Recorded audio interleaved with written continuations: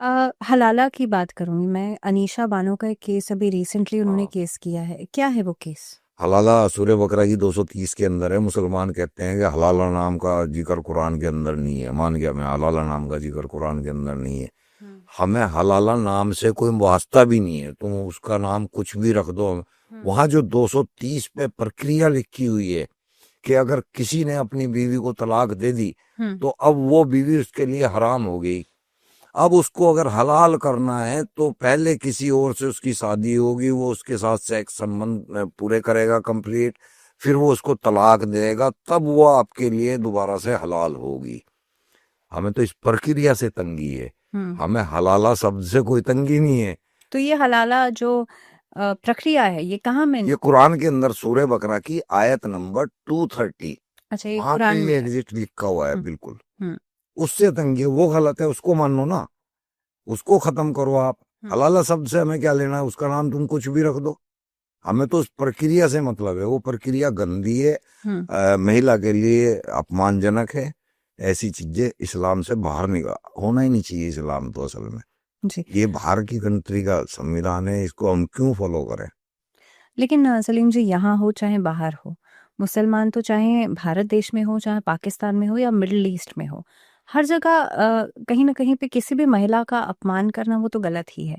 ऐसे में अभी ये अनीशा बानो का जो केस है, क्या है ये केस? ये एक्चुअली मेरे पास अभी कोई 5-6 महीने पहले ये मुकदमा आया था। हुँ, इनको बहुत शर्मनाक केस है, बहुत ही ज्यादा शर्मनाक, हुँ, और ये मुसलमानों को भी इससे सबक लेना चाहिए। अनीसा बानो आज फेमस हो रही है, खूब हुँ, अच्छी फेम में चल रही है। हुँ, ये जब इन्होंने मुझे बताया कि मेरी शादी कोई 12-13 साल पहले हुई थी, हुँ, तो 5-6 साल तो अच्छे से गुजरे इनके, अच्छा, हुँ, क्योंकि तब तक इनके चाचा ससुर की एंट्री इनके घर में नहीं हुई थी अच्छे से, कभी अच्छा, कभी आते थे। हुँ, एक दिन काफी देर के लिए इसके चाचा ससुर की एंट्री घर में होती है, हुँ, और वो इसके ऊपर गलत नियत डालता है और इससे कुछ अनगढ़ बातें करने की कोशिश करता है। हुँ, अनीसा बानो ने इस बात को अपने आदमी से कहा अच्छा, कि भाई आपके चाचा जी मेरे साथ कुछ इस तरह से,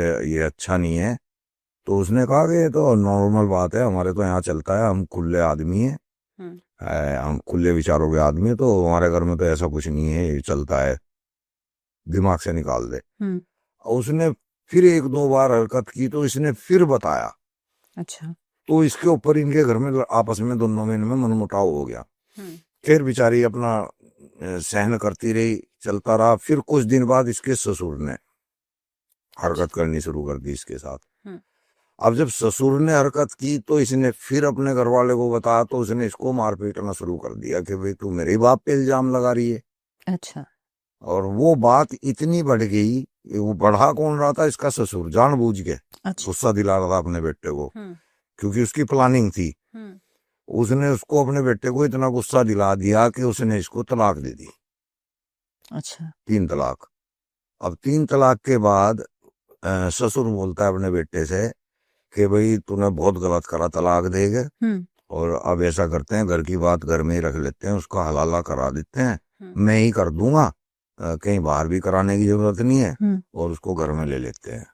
अब वो आदमी, वो भी तैयार हो गया, उसने इसको अनीसा बानो को कहा कि भाई चलो हलाला कर लेते हैं और वापस आ जाते हैं, गलती होगी। हुँ, तो वो हलाला करने को तैयार नहीं, वो कह रही कि मैं ऐसी रस्म करूंगी नहीं, क्योंकि उसको इसके ससुर की नीयत का पहले से पता था। हुँ, तो ये उसने चाल चली बहुत तगड़ी, घुमा घूमू के। अच्छा, अब वो 2 बच्चे उसके बेचारी के वहां फांस रखे हैं, एक लड़का एक लड़की, और वो लड़की भी ऐसी इतनी जवान तो हो चुकी है कि उसके साथ कुछ भी गलत हो सकता है। वो लोगों की मानसिकता ऐसी है। हुँ, तो हम लोगों ने इसके खिलाफ आवाज उठा रखी है, देखते हैं उसके साथ न्याय होगा या नहीं हुँ। होगा, देखते हैं।